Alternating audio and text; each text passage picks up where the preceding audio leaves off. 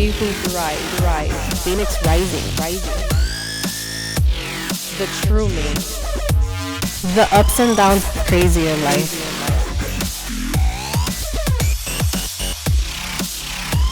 So take this journey with me. She who thrives. Yeah. Good morning, sunshines, and welcome to She Who Thrives podcast, a podcast about women who have faced different adversities in life and have overcome and become successful. I am so excited to have my next guest because I didn't know this existed. So this was so crazy when I came across this, and it's so fitting for what I've gone through. Her name is Anika Allen. Thank you.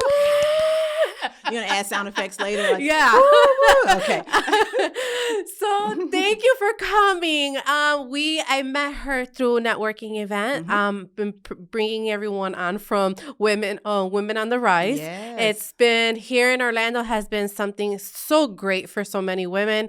So I've attended several. I've been in and out as a member for so many years, and it's great opportunity to meet different women from different walks of life and learning what they do. It is and great. When I seen that you are a friendship coach is how it's okay.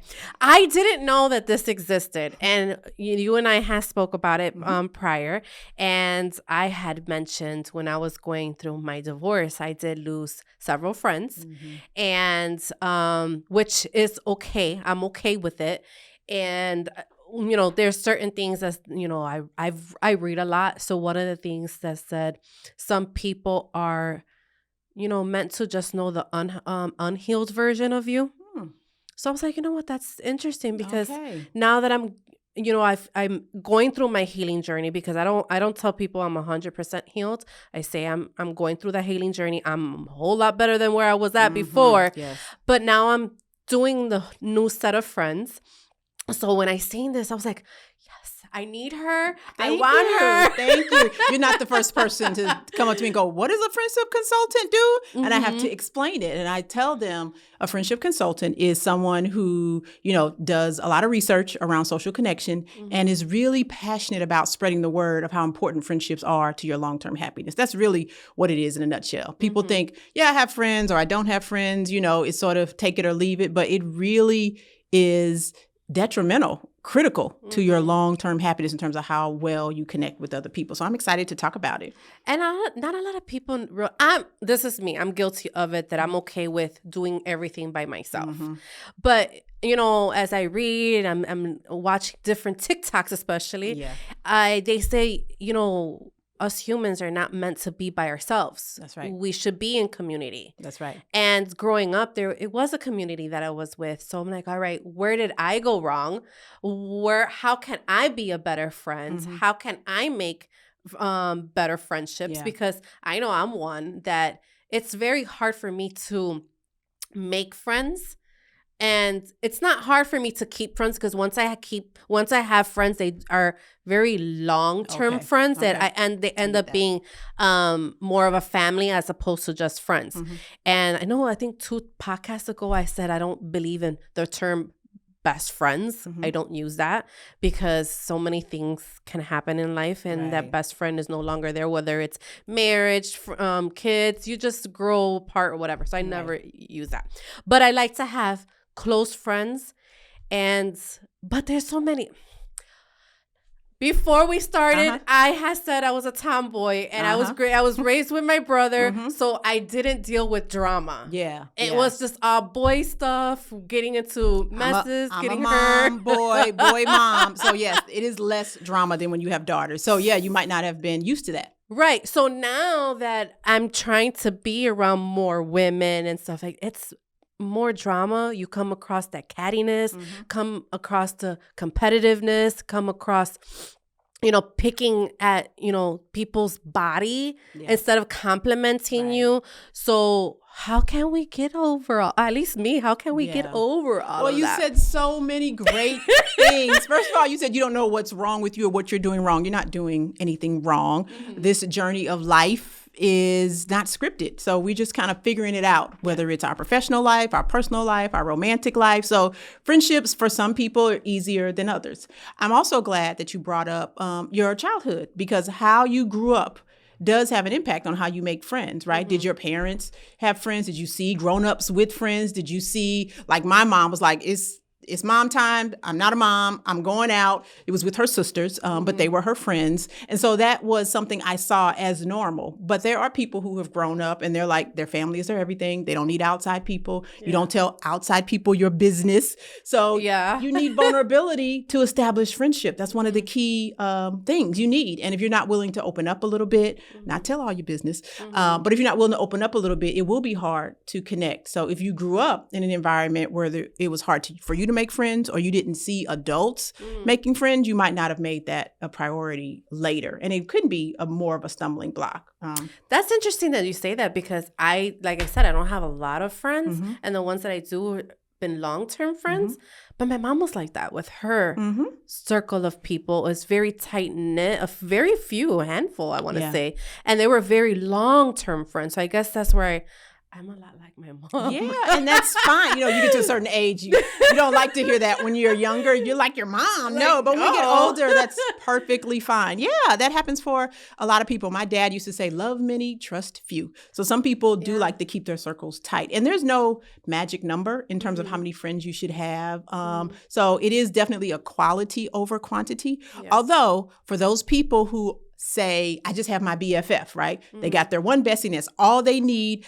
I do push back on that a little bit. I think having one person who you rely on to be your everything for a friendship, that's the only person you can call when you need to travel, when you need help, a babysitter, ride to the airport, that's a lot for a person to shoulder. So I always encourage people, you can have somebody who is your ride or die, right? Like you said, been with you a long time, but it is important to have other friends, even if they're more casual, you don't see them as often. I call them they're on the peripheral, like at a networking event, right? And just other people that you can rely on. This was a couple months ago, I saw this art exhibit I wanted to go to. So I immediately texted a bunch of my friends. I'm like, who wants to go? It was a little bit last minute and everyone was busy. And I was like, I really want to go with somebody. I was going to go by myself. And another friend who I had met through that networking organization, she's not in my close inner circle, but she was like, I'll go. And because I sort of stay in touch with her, that was an opportunity. We had a great time. And so it's important that you don't put all of your eggs in one basket. Exactly. Yeah. That's one thing I see with myself. Like, I have different types of friends. So I'll have some that I do tell a lot to. I have some that maybe they're, I don't know, maybe acquaintances. I think they're more than acquaintances because we've been around each other a lot longer or whatever. But we don't go into like these nitty gritty, like crying type moments. Right. It's more of we go out, we have fun, we enjoy. But then there's some that, I mean, growing up, it was clubbing. Now it's not clubbing for me. I'm in my 40s. I can't do that.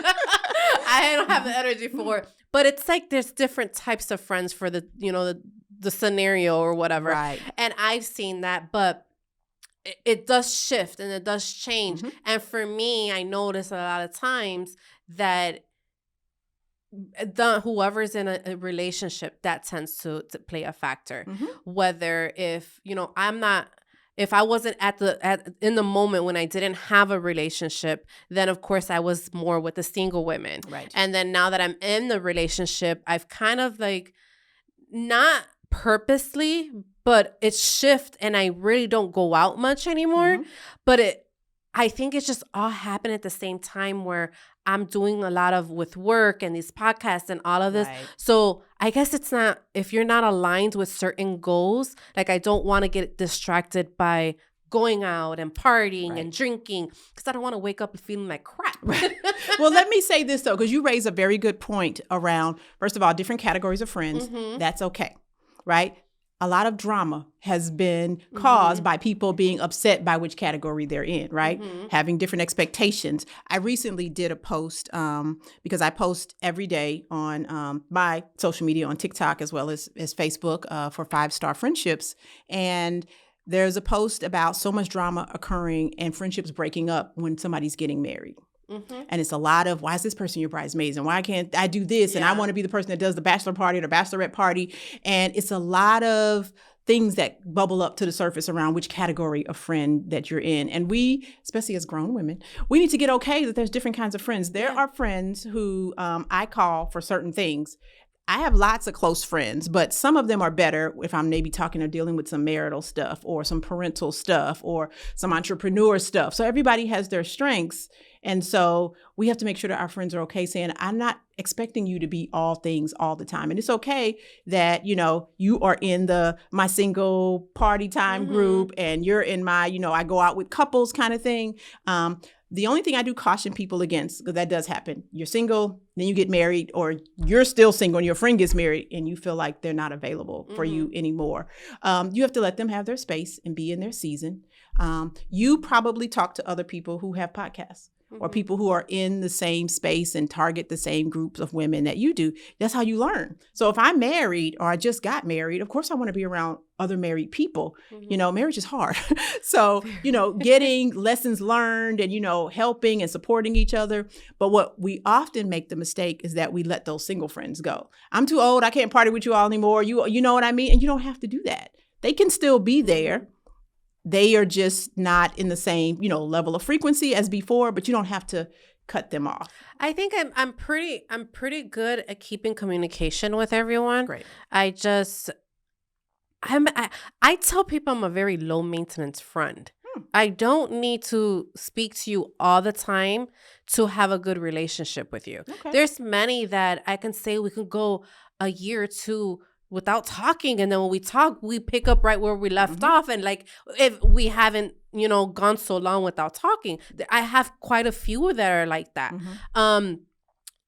Of course, life gets in the way and you're busy and you don't realize how fast the days go by. And you don't realize when was the last time you speak to people and stuff like that. So that's natural that happens. Agreed. So what do you suggest for you to not let time pass so long, to stay in connection with certain people? Yeah, that's a really great question. The first thing I would say is having expectations set. The same way, you guys familiar with the love languages, right? Yeah. For relationships, they have love languages for parents and children, love languages for your friends. And so if you have a friend and you can go a year and not talk, and she also can do that, then that works perfectly, right? You pick up right where you left off. But if you have a friend where you don't need that daily or monthly communication, but she does, she's going to feel slighted if you don't check in with her. So first thing I would say for your close friends, right? Know their love language and what's important to them. And so if I have the friend who doesn't need to be checked in as often,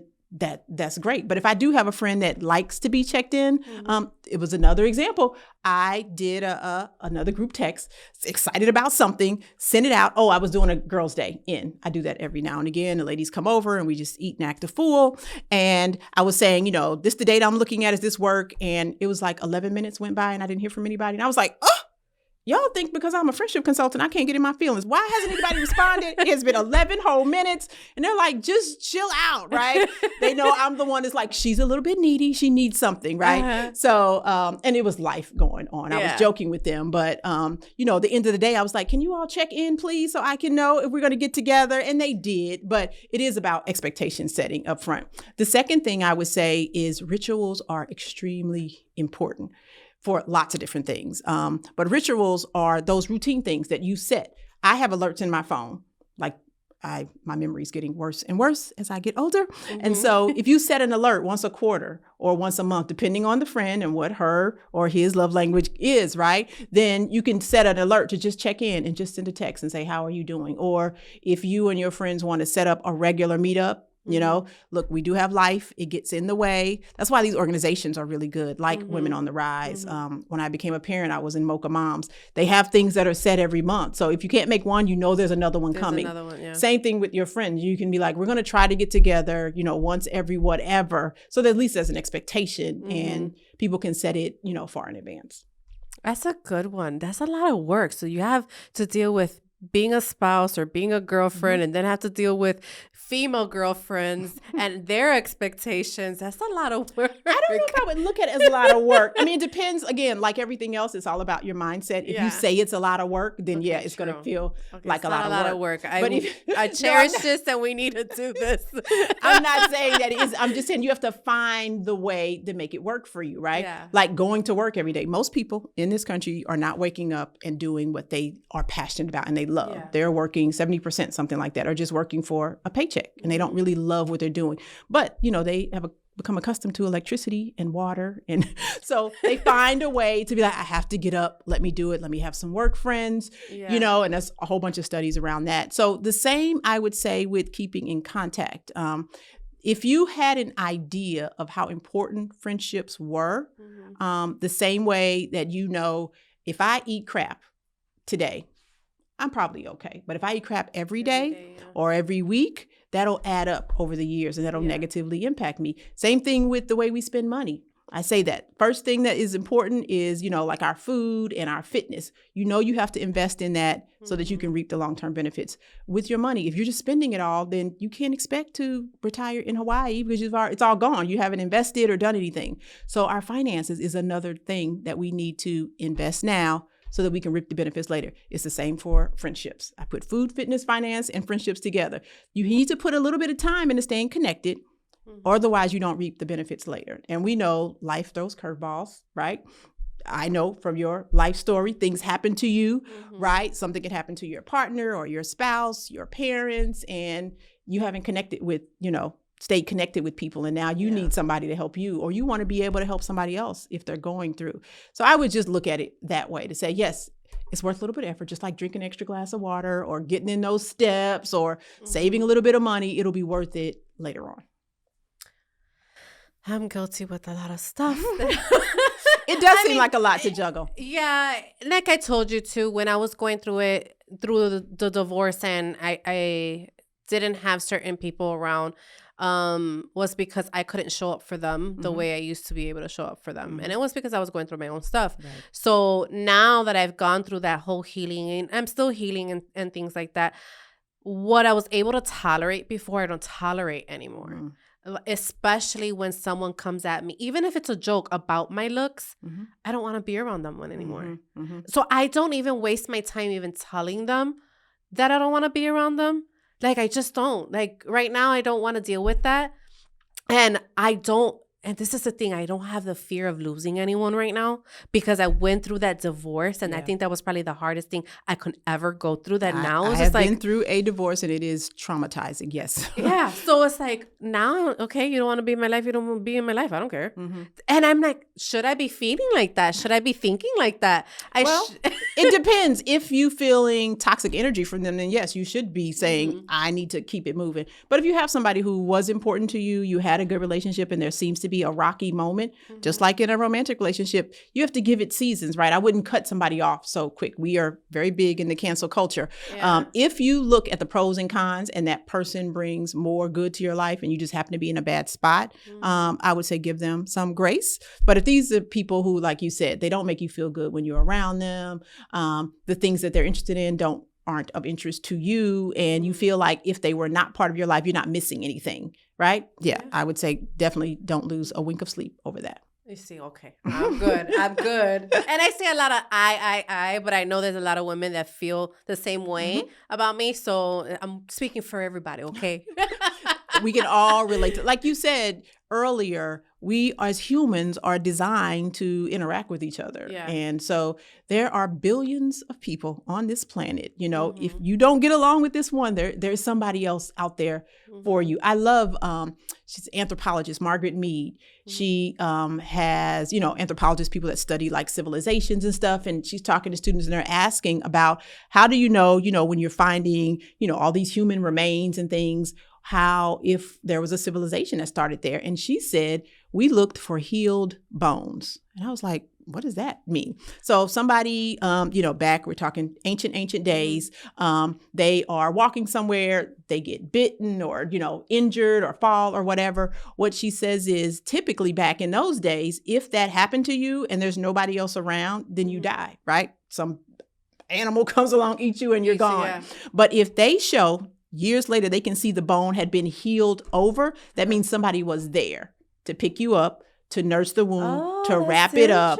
And I know, I just love research like that. So that's one of the things they look for to know, no, this just isn't a one-off thing. This is where a start of civilization occurred. And that kind of community spirit and, helping somebody out, that gives them an indication that somebody was there, because you can't do it, on your own, at least not back then. Nice.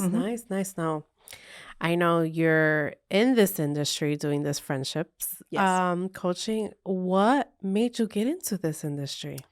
This is so funny because I love podcasts. So I'm listening to them all the time on my morning walk, and I'm listening to one in particular, and it inspired this idea. But I was like, okay. And I was just flooded with ideas around friendship. I literally ran back to the house. I was trying to write everything down.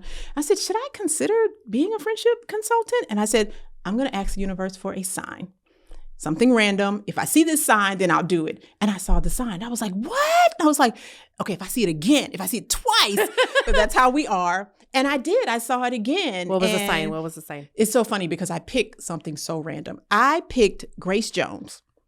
I wanted to pick a sign that I wouldn't normally see often. Grace Jones from way back. I hadn't seen Grace Jones since that movie that she was in, Boomerang, with Eddie Murphy. And she was Strange. I don't know if your listeners know about that movie. But anyway, so I hadn't seen her. I said, if I see Grace Jones, then I'll know that is a sign, because that's not something you see. And sure enough, like later that day, someone on my social media feed was like, you guys know Grace Jones is still alive and performing. And it was this clip of her at a concert. And I was like, and I didn't say it out loud. That is so weird. Because, the phones and things are listening. Yeah. I didn't say it out loud. I just said in my head, if I see this sign, and I was like, whoa, that's so creepy. I said, no, that was just a coincidence. If I see it again, later I'm at Target, and this girl, she must be like 7 years old, can't even possibly know who Grace Jones is. She has on a t-shirt with Grace Jones. And I was like, what?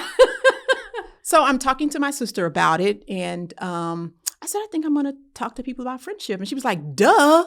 And she reminded me how I used to be from birth, pretty much. I mean, ever since I started preschool, I always wanted to get people together. I was the only kid in the neighborhood in the summertime who could get everybody to play school. I was like, let's play school. They're like, it's summer. Let's play school. I have always looked for opportunities to bring people together. Through high school and college, I made up my own clubs and had people come out, even post graduate school in different cities I have lived in. I look for ways to bring people together because it feels so good. You're destined. It feels like it. That's so crazy. Destined, but nobody really thinks, a friendship consultant as a job title. So it just came to be really. I've never heard it before. That's why when I was, oh my God. And when you said now, back when you were younger, it just made me remember when I was younger, I wasn't even allowed to have friends. My mom will always tell me, you don't have friends. There's no such thing as friends. But she also didn't allow me to go over people's homes because, their safety. Fathers or brothers or whatever, the safety reasons and stuff. She was very, very overprotective with me. She didn't allow me to go anywhere besides my own family's house. So it really makes sense. I was very fortunate. I grew up in St. Louis, Missouri, and I grew up on a block where summertime, everybody's out knocking on the doors. Everybody's new, everybody's families and parents. Mine were still particular about spending the night as well, because you don't know whose brother or cousin's coming over. But we used to hang out on the block all day. Like, what are we doing today? Swimming, riding our bikes or whatever, or in my case, playing school. I thought I was going to be a teacher. I just wanted to be a boss of somebody. And so, I didn't realize it until my sister kind of laid it all out for me. And she was like, you have been doing this forever already. And I am the friend in my friend circle who's always organizing. Like, we should do this. Oh, I heard about this. I love coming up with new things. I mean, we can go and look cute and meet for brunch. That's fine. Right. But I love activities. If you ever done trapeze flying. No. They can teach you that. Like, you literally go up. That's another the one net that is I'm there, going to and do. You go, and some friends who are scared of heights. But does he write that kind down? Of stuff. Take an improv class, right? You can do it, and you get up there that too. and do it. Yeah, from cooking classes, and I just did a Barbie theme night. At my house. I should have got. I was gonna wear a Barbie shirt today. Were you? And it wasn't even necessarily about everybody wearing pink, because they know every time I get my friends together, there's a theme. But I had every person bring a Barbie. And I said, I want the Barbie to either represent, either something in your past, something present, or something you want to aspire to. And it was like a show and tell. Everybody got up with their Barbie and was like, this is the reason I picked this Barbie. And, that is so cool. Sometimes there was some watershed moment. It was like, wow, I didn't even know you were thinking about that. It was wonderful. So see, I would have never had thought that. That stuff comes to me all the time. When I was, growing up in Chicago, it's the neighborhood too. Everybody's outside doing everything, but we do a lot of tomboy stuff. Yes. So it's, basketball, it's baseball, softball, whatever, running around and being on bikes. It's never really been girly stuff. Yeah. So when I try to tap into the girly side, it's hard. Yeah. It's now being on camera that putting more makeup on and really caring about appearance, because I really didn't care about that before as much. Now that I'm doing that, so a lot of my friends, so I know a lot of people, especially back then I knew a lot of people. I just weren't really close to anyone, but that was because I wasn't allowed to. Right. That's okay. Your mom was making sure you were good. So now as I get older, I know a lot of people. It's just that's a little harder. So now I see, like, that is so true. Like how it was back then. It's how I'm doing it. So I need to change it. Has an impact now. That is correct. And you don't have to do, if you are a woman, you have to do girly stuff, right? You do what you like, right? You can do some tomboyish stuff. When was the last time you jumped double Dutch rope?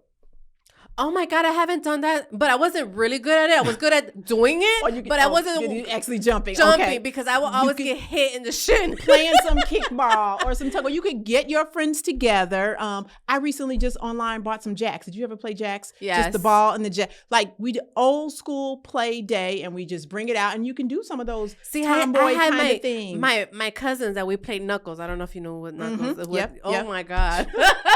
We did that. I don't know if we would survive that now, but yes. But there are so many things that you can do. And one of the things I do, the reason that you asked me how I started 5-Star Friendships, is one of the things I do is I help people who are having trouble making friends.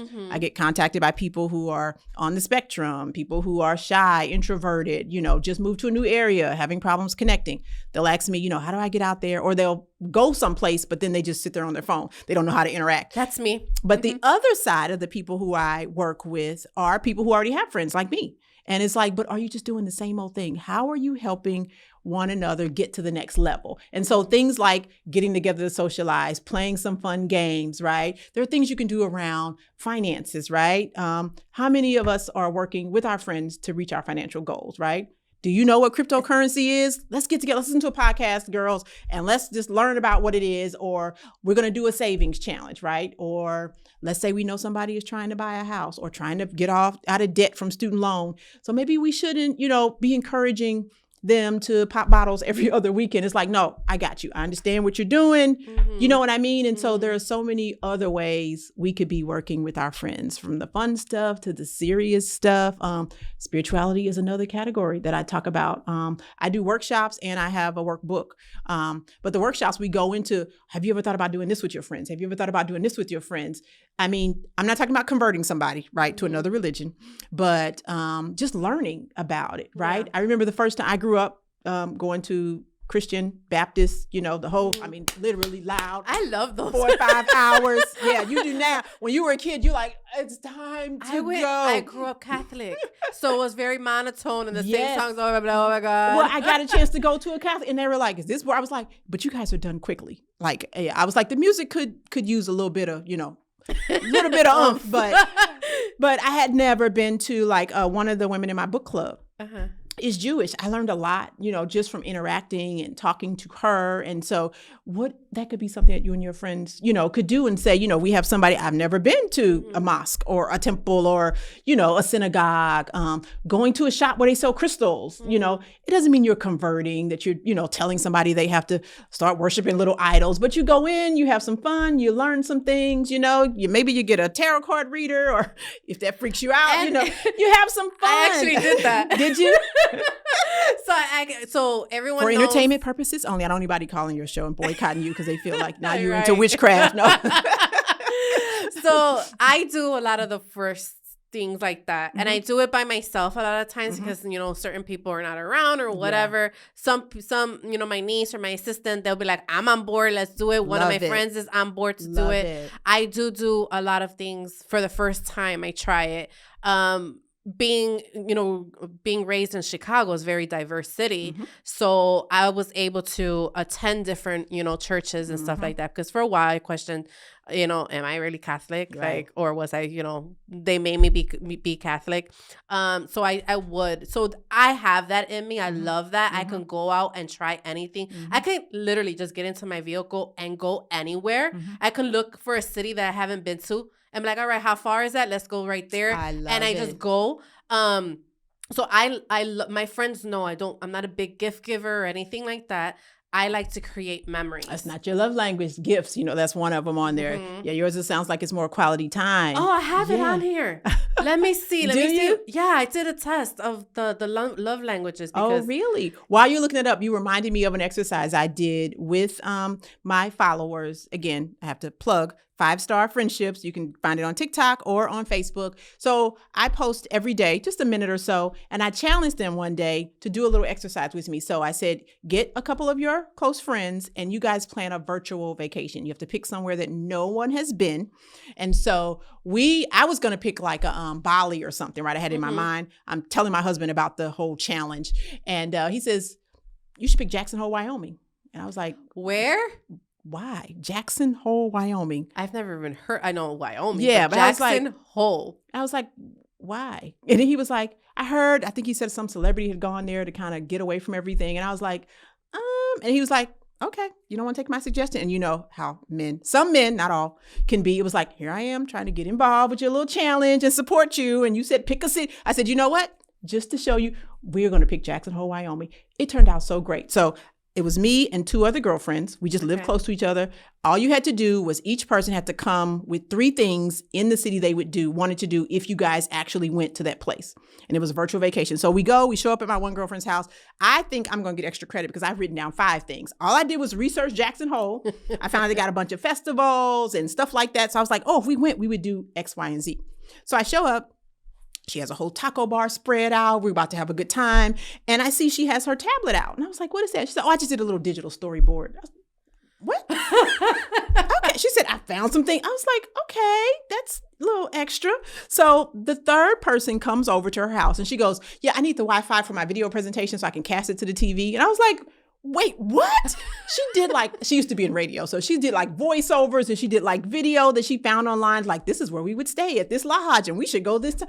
It turned out to be so much fun. Just us sitting in her living room planning a virtual vacation. And the goal was so cool. Yeah, if you actually did it, it's like, you might find some place you go, let's actually go, and check it out.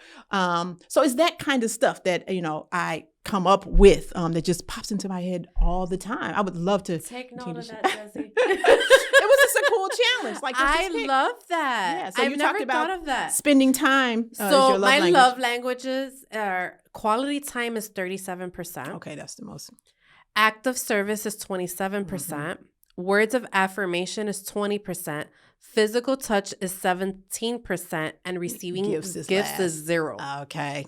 So yeah, that makes sense then. That makes sense. And I don't know if it was because, again, we grew up very poor. So my mom tried to find ways to be active with us. And it was being out in nature too, going to the beach or doing something different or something that she, it didn't cost much money. Right. Like she'll pack up our, sandwiches and put it in the sandwich bag and have their juices frozen the night before. Yes. So she'll keep those juices, as ice packs for our sandwiches and things like that. Love it. Shout out to mom. She would do things like that. And I think I just got that from her. So I'm not big on gifts. Yeah. Now, if someone gives me a gift, I appreciate it, of course. But many know that if they're giving me a gift, it comes with a meaning behind it.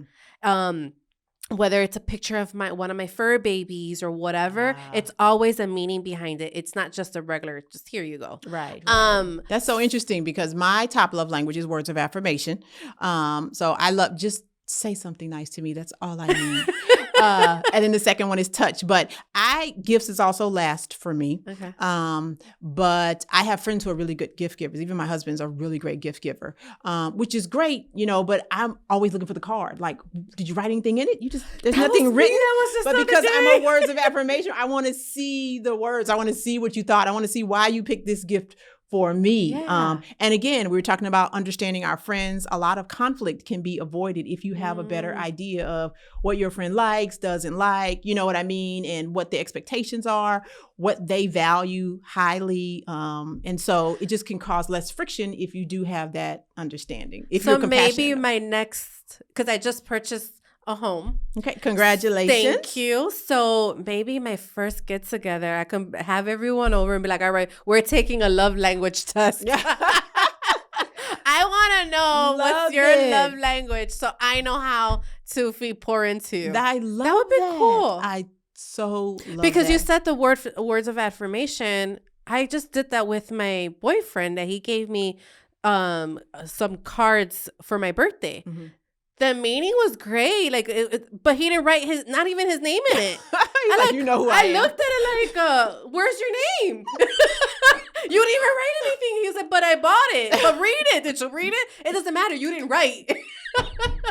So I get that. I totally feel you on that. So my thing is, this is so cool to do all of these things, but a lot of times, where do you find women that want to do this? Because many times you could plan something and they're saying, yeah, I'm gonna go, but they don't show up for you. Yeah. So it's hard because you show up for them, but then people don't show up for you at times. Yes. So one thing for me is, I'm 43, I don't have any kids. So a lot of people do invite me for their kids' birthdays, but when I invite them for something for me, they don't show up. So it's kind of like that, it's hard. Yeah. So I'm sure I'm not the only person that goes through this. I'm sure there's other people. So it's like, where do you find girls that are willing to participate in these? Because many may think Janell's nuts, that she's always out doing something. She's so spontaneous. Where do you find girls or women? That is a great question, because when I told you I sent that text out, I'm recently an empty nester. So both of my boys are in college, whereas only one other, my close friend is. The rest of them, they have kids that are still at home, elementary all the way through high school. And so, my time to be able to say, oh, I saw this cool thing, let's go really quickly. They're like, I can't. I got violin, soccer practice, blah, blah, blah. So first thing is, you can't take it personally, right? Two, I would say in terms of where you find it, we're going to get back to that quality versus quantity. I have always joined different groups, book club, right? The moms group I told you about, the Women on the Rise, different networking groups. So I would say look for multiple opportunities, as long as it fits your schedule. Don't overwhelm yourself, to be able to connect with women. And so I have had book clubs where there were 20 people who showed up. Great, lively, lots of laughter. And then we had some where, for whatever reason, there were conflicts that day and there were 3 of us there. The discussion was still amazing.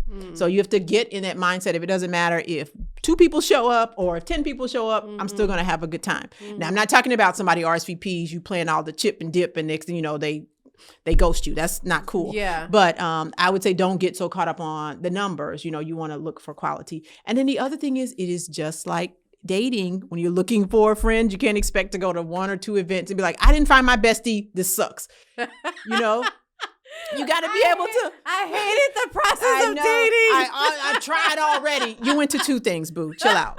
It's okay. So you do have to, because there are a lot of people who say, I just give up. I like it. There's nobody out there. Nobody wants to do anything, but they end up lonely. There's something like, it's been a 300% jump in the last years from the people who said they have 0 friends. 300% jump in the last 20 years from people who are saying they have not one friend. And people feel frustrated, somebody stabbed them in the back, somebody lied, somebody wasn't there for them, and they kind of shut off that wall. Same thing with romantic, you had a divorce, or you totally shut off the love. That sucked. The divorce sucked, but you put yourself back out there because it's worth it. And the same thing with friendships. People don't realize. This is one of the first things that sort of got my wheels turning down the friendship consultant lane was a study by Harvard University, the longest running study on happiness, over 70 years long. And they looked at all this criteria for all these people, and the people who were the happiest had nothing to do with their money or their IQ or their title or what kind of house they lived in. It was friendships. Like social connection was the number one determining factor of your long-term happiness in the end. And you hear people say that on their deathbed, right? Mm-hmm. They don't regret not going to work for another 2 hours, right? It's about those people who they connected with. Were there other people by their side? So I think when you realize how important it is, the same way we were talking about your food and your fitness and your finances, even if you're frustrated and like, I haven't really found anybody who gets me, you say to yourself, but it's worth it, right? It's worth it in the end. And I know we talked about, I went through a very traumatic divorce with my college sweetheart. Thought it was going to be happily, ever after, and it wasn't. And my friends were my lifesavers, who helped me get through it. From the little stuff like, are you eating today? Yeah. Nope, I'm not. Let me take the kids for you. At the time, my boys were really small. To just, let's go have some fun. Do you need something? Nope, I got your lunch, for you. Just all kinds of things. So when you think about what friends bring to your life, hopefully, if, people listening will go, I'm going to give it another shot. I'm going to go out there and try to find my, my bestie again. And again, like you said, you don't like the term best friend. Mm-hmm. Yeah. That's why some of those fights at those weddings and engagement parties, like, how is she the maid of honor and the matron? Like, let's get over the best thing. I don't like, care. Don't give me that title because I don't want to work that hard. I just want to go and enjoy the wedding. But if you get over all the titles or whatever, and say, I just want to find somebody who, I feel safe with, who I can talk to every so often and who gets me, then you're pretty lucky. I think, and that's great for you because I know with my experience in my divorce, it was different. And I had a little handful, maybe less than a handful that were there and checking up on me and making sure I ate and things like that. And it was, and I don't know if it's just because me naturally, everyone's so used to seeing me such a strong person that, Janell got that. Janell got it. She'll be okay. And I never express when I'm going through something so difficult. I always have that smile on my face. Yeah. So I don't think anyone knew that I needed someone there. I mean, maybe one or two people probably knew that. Yeah. But even if I needed, I wouldn't even ask. Yeah. I don't dare to ask. Yeah. So it's not something that I was taught to be like, it's okay to ask. Right. I mean, it's again, going back to the childhood where we could have gone days without having food in our home and not eating. And my mom would never dare to ask anyone for anything. And if we went to someone's house, you better not dare to ask anybody for a plate of food. Right. Now, if they offer, then be like, okay, but don't make it seem like you were starving. Yeah. So I think she conditioned me for that. That childhood stuff stays with you forever, honey. Yeah. So now as I get older, so even when I was going through something and I needed someone to be there, I didn't know how to ask, friends for that. Yeah. So I don't know. I can't be mad at any of my friends because they didn't know. They just know that Janell's always so strong. Right. There was a movement. It was like hashtag check on your strong friends. Because just because, what does it say? Just because somebody's carrying something, well, doesn't mean it isn't heavy. That's so true. Yeah. So just because they can still carry it and they can get it from A to B doesn't mean there wasn't a lot for them to get through to there. I was very fortunate most recently, just a couple months ago, I just come home from work and there is a care package on my front door. And I was like, who is this? What is this? It's not in an Amazon box. And it was from one of my girlfriends. And it was a check on your strong friend thing. We had, as a group, one of our girlfriends was having a really hard time with her son, first child, leaving for college. I mean, a really hard time, like affecting her physically, emotionally. The separation was very difficult. So we put together like a care package for her. And we did like spa treatments and dropped off food. And we were like, let's take care of her. Right. And so my girlfriend was in that circle. She said that day to herself, Anika has had 2 boys go away to college. And nobody did anything for her.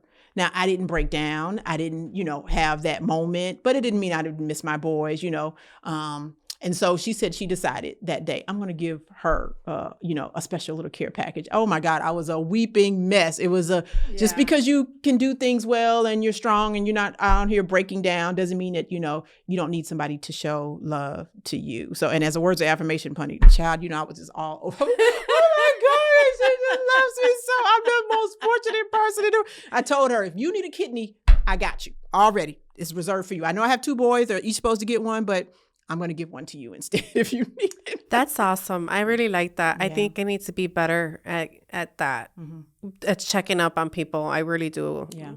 I'm sorry, guys. Those are little challenges. Please forgive me right now if you're listening. Yes. You have to extend grace in your friendship. Those are little challenges I do when I am online on Facebook and TikTok. I'll say things like, just text something to a friend today. Just text them something that you appreciate about them, right? And out of the blue, you're not expecting it.